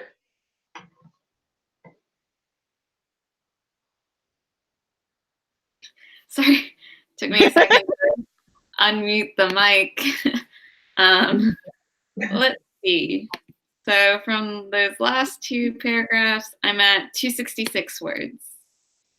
Nice job. Yeah, so I was just kind of expanding on that. The guests and guards, and now what else will be happening? Nice. So, yeah, I think I'm not exactly sure where it's going, but it's going somewhere, so that's good. As long as you know that much, that's good enough. Yeah. Yeah. Like this character I had right in the beginning has come back again. Yay! I'm not really sure like what he's doing, but he's doing something and he's suspicious. So we're going to find out, a little bit more about him and maybe find out what we're thinking about him and what he's actually up to. I don't know. Nice. What about you? I'm making progress. Slowly but surely, just Editing? yeah, I'm fixing wording, bringing people's character or critiques into consideration. So yeah. Nice. Yeah, it takes a while sometimes, but Yeah. that's the thing that's actually taking so long, because I've already edited like a book's worth of words by now, but because it's 279,000 words, still a long way to go. So. Yeah, that's a lot of words. I'm kind of hating myself right now for having written so much, but I'm a firm believer in I write until the story is done. So if the story isn't done, then like just keep writing. So Yeah. hopefully my readers will one day find it worthwhile. So I'm sure they will. thank you. Do you want to share an excerpt? Sure. I'll just pick up where we left off after the guards paragraph. Cool. Alyssa's dress had arrived with 3 days to go, and now Kira did everything in her power to keep it safe and cared for. The roses would be arriving the night before, and she hoped the gardener removed the thorns before they were brought up. Bleeding fingers wouldn't help her keep Alyssa's dress clean or fix Alyssa's hair. Kira headed for the gardens. She had a moment to breathe from all the preparations, and the activities inside the palace were giving her a headache. The cool air soothed the tightness, and she rubbed her temples. She gazed skyward at the low-hanging clouds and gray expanse. Not a great day for flying, but it would be wonderful to leave the ground behind. Her feet shifted on the path as she glanced about. Surely no one would see. She just needed to be quick. Her wings opened and she took a step when a cough made her stumble. A flicker of movement over her left shoulder sent shockwaves through her, and she turned to face the fairy. Her face drained with color as she took him in. Elegant light blue suit with a ruffled white shirt over his tall frame, knee-high boots snugly fit over his feet, and thick dark gloves covered his hands. He raised a thick eyebrow at her, his dark eyes studying her outstretched wings. I seem to have caught you leaving, Lord Salix said. Is this not a good time? She took a step back, folding her wings to make herself smaller. Lord Salix, she bowed her head, then frowned at him. What are you doing here? All right, and that's all. That's basically where I am. And actually, the "What are you doing here" is not even on the page. I just made that. It is now. So I just had to type that in real quick. I realized that like tapping. It's like, what would she be doing now? Exactly, and that is where we are. We're wondering what is Lord Salix up to, and why did he speak to her the first time around? Which, of course, you don't know what happened that first time around. But anyway, they spoke earlier for a moment and stuff. So we're like, suspicious character. Yeah, so that's it. Do you want to share anything, or is everything blurry? I don't know. I can. Let's see what I have here.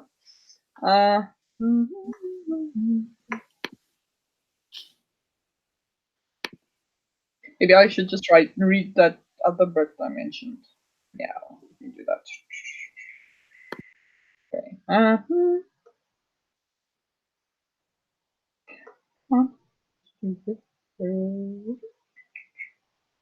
Okay, wait.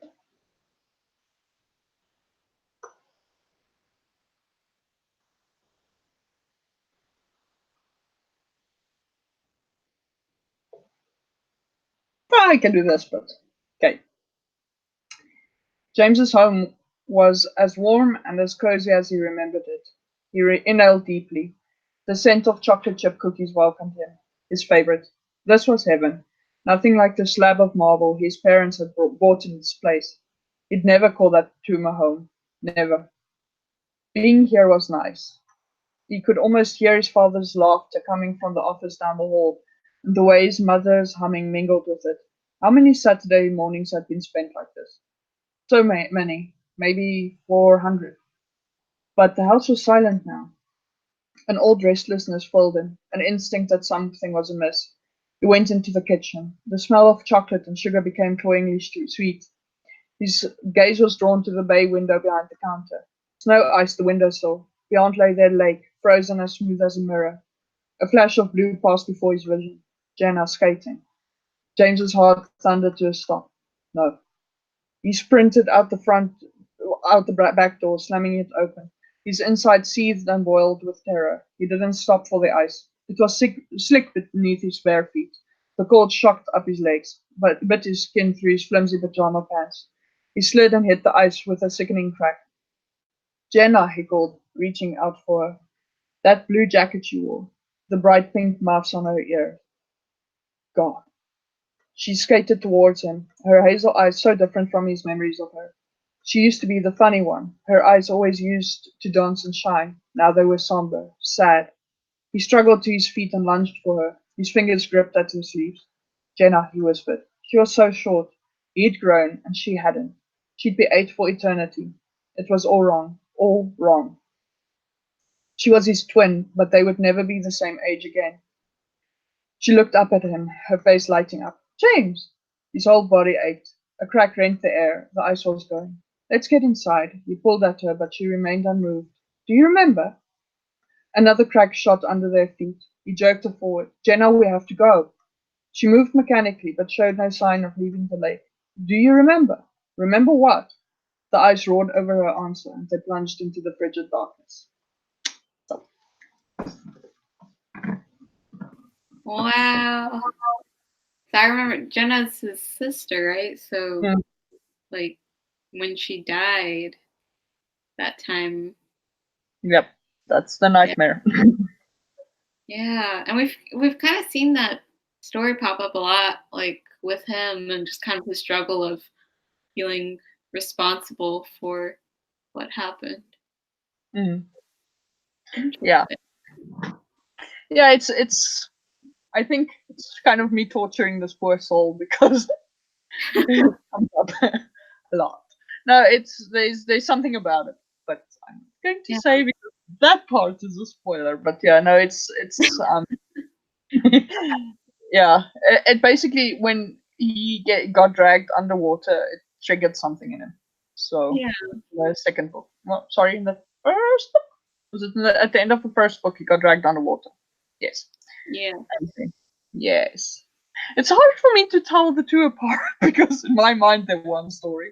But Yeah. I mean, like now that I've read both, I definitely agree. Like separating the events, it's kind of like, but it's all one, you know? yeah, So, yeah. and it's basically going to continue now as well because it did I did have more of a okay, this is the end of the story kind of feeling for the second book, but it's still this is basically being like no, actually there's a lot of shit going on that you didn't know about. So but Yeah. yeah, that's probably the one thing that really terrified me about writing this book was just kind of keeping track of all the stuff that happens off screen Hmm. because there's a lot of stuff happening off screen. But the thing is that I don't want to do the whole twist thing of oh well you were not looking at this because I purposefully kept it from you. this is what was going on, so this is now the twist. So Right. what I actually do in my whole story is you might have noticed some of it already in the first two books, but I put everything in. So stuff that is happening off screen still has an influence, and then one day it will just go like, oh wait, that's what all that meant. So Yeah. that's what I'm working on. No, I think it's good. And that way, like, people can kind of draw their own conclusions a little bit more and not feel like they're controlled by the author to see which direction the story's going. Yeah, no, and it's it's so funny. I actually watched a video today about Game of Thrones, which I actually stopped watching. So I'm really glad I did. But they were talking about the ending and how the creators basically just went and said, "No, but oh gosh, someone predicted the end. We have to change it. Subvert expectations." I'm like, no. Yeah. If you create something and you lay the groundwork and you have a situation where some of your readers are so involved that they figure it out because they want to know what's happening, then isn't it a reward then to have it happen the way that they expected it to happen? Yeah. Why would Yeah, you otherwise. change it? I haven't really watched any of that, so I'm not aware of the fandom or everything going on there. I have read the first book. That is Mm. about all I've got so far. No, I avoided reading it because people kept saying like, "Oh, this book is so much like that." And I'm like, no, because I didn't read it before that. But then, so then in the end, by the time I'm now 30 books in, I'm basically halfway. I know what I'm doing for the fourth book. So I was like, well, there's nothing about what he has written in his novel that's going to influence me. And then I watched the first few seasons and I'm like, well, even if this isn't exactly like the books, I can safely say it is nothing like my Yeah, I books. don't think it's anything like your books. So Yeah. Well, yeah, I don't know. I think it's just because at the time when I was writing them, it wasn't really common for people to do multi-person point of view young adult fantasy stuff.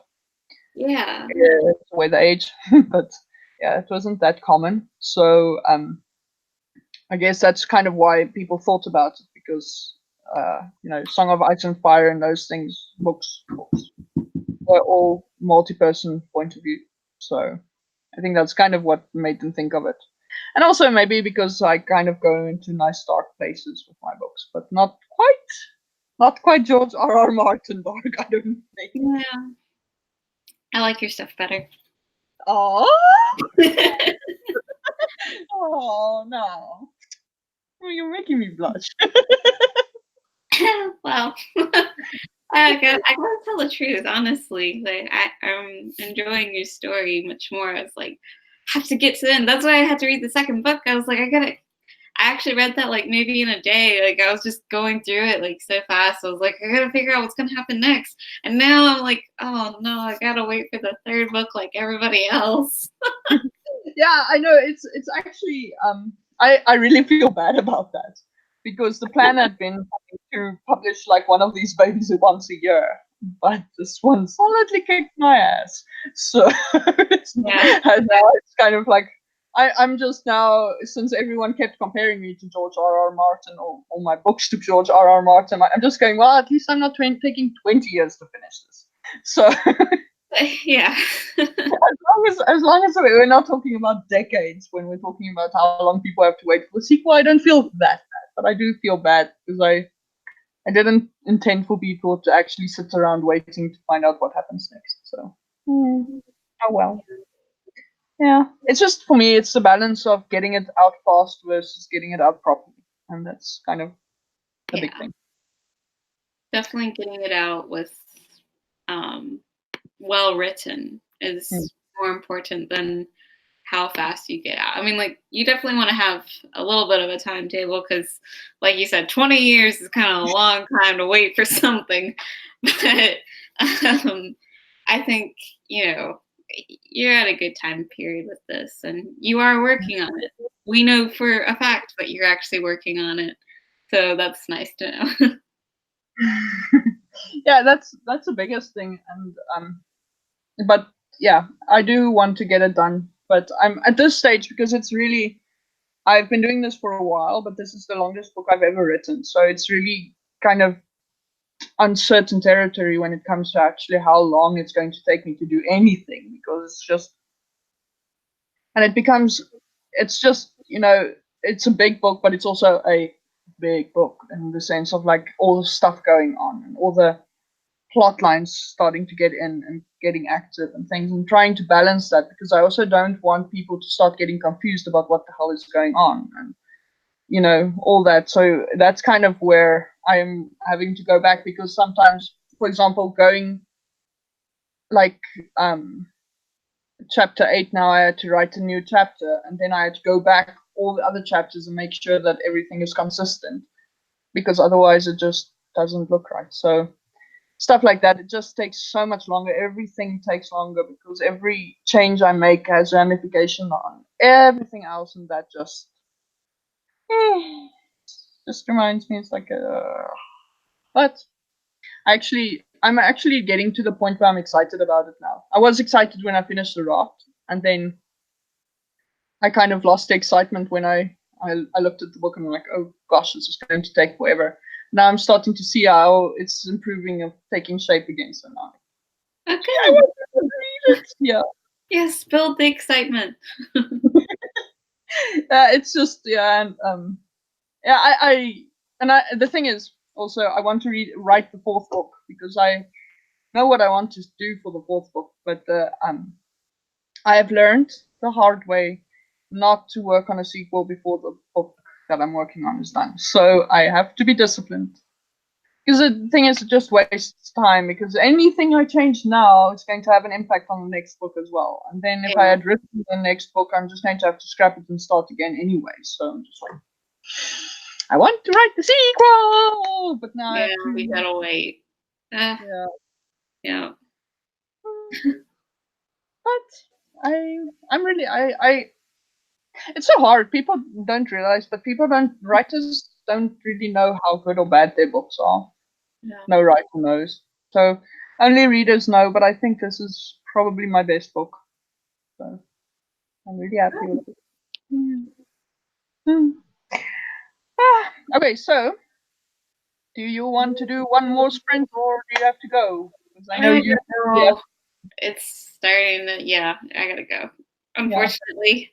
Oh, I wow. wish, but yeah, time. So this is my set aside time for today.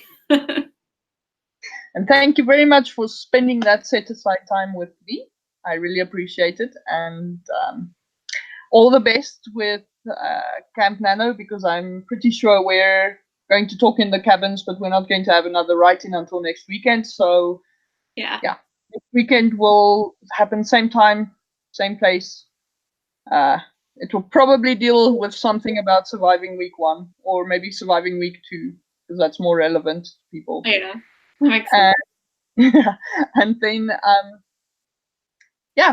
basically that's it. In the meantime, we're going to get going with all the stuff we have to work on, and we'll see you guys in the next week, hopefully. And thank you very much for joining us. Bye-bye. Bye.